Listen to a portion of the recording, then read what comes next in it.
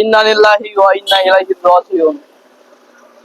অনেকে হয়তো জানেন আমি ভিডিওটা আরো আগে আপলোড দেওয়ার কথা ছিল, আপলোড দিতে পারিনি।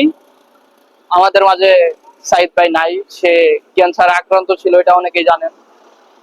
তার প্রায় কোটি টাকার উপরে চিকিৎসার খরচ ডক্টর জানিয়েছে, তবে এত টাকা তার সামর্থ্য নাই।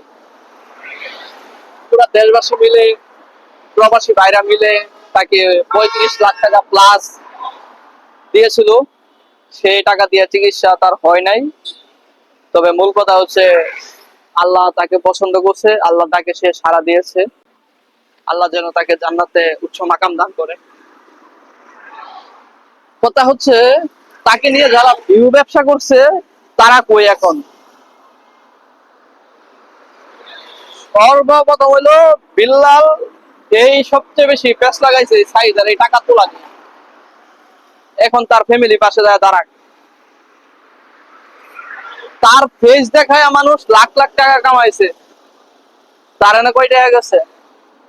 শেষমেশ বিল্লালের কাছে যে টাকা ছিল 8 লাখ, ওই টাকাগুলা সে তার কাছে যারা জমা দিছে তার কাছে সে ট্রান্সফার করে দিয়ে দিছে। এই টাকাটা যদি সাইদ ভাইয়ের পরিবারকে দিত, সে কি চলতে পারতো না? টাকাগুলা দেয় নাই। আরে ভাই 35 লাখ টাকা, 30 লাখ টাকা ছিল যে চিকিৎসার খরচ ধরা হয়েছিল, 30 লাখ টাকা হয় নাই। টাকার সংখ্যা আরো বেশি লাগবে। এই জন্য কি তারা টাকা দেওয়া যাইব না? যারা তাকে নিয়ে ব্যবসা করছে, ভিউ ব্যবসা করছে, তাদের খবর আছে। এই টাকাগুলা আমি মনে করি যে সাইদ ভাইয়ের পরিবার পাওয়ার যোগ্য। যে টাকাগুলা সাইদ ভাইয়ের পরিবারেই একমাত্র পাইতে পারে। এখন এই পরিবারটার পাশে কে দাঁড়াবে? কেউ দাঁড়াবে? সবাই তো তার ফেস দেখায় ভিডিও করছে, তাকে নিয়ে ভিউ ব্যবসা করছে। ওর ফ্যামিলিতে কে কয় টাকা দিছে এই পর্যন্ত? কেউ টাকা দিছে খালি ওর জন্যই। আর আরেক বক্তব্য আছে হলো রাব্বি ভাই, ইয়া দেখি জানাজার নামাজের সময় লাইভ করে ছাগল কইতা নিয়ে এসো।